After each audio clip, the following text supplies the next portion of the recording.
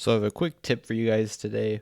I was doing a ton of refactoring of code and I got really tired of manually deleting unused statements or unused import statements and kind of fixing my imports. I have bcrypt mixed in here with my relative imports that we see here, and we have this absolute import, and I want to kind of just clean up this entire section right here. And so you guys have been recommending to me to get a automatic import sorter for a while, and I know VS Code has this built in, and I actually added a setting in my VS Code, which I'm about to show you, that organizes my imports on save.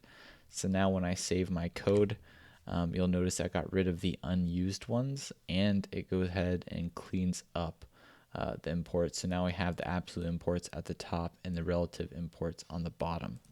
So the way I did this is if I go to Code Preferences Settings and I open up the JSON settings, I set editor.codeactions on save, and then I set organize imports to true.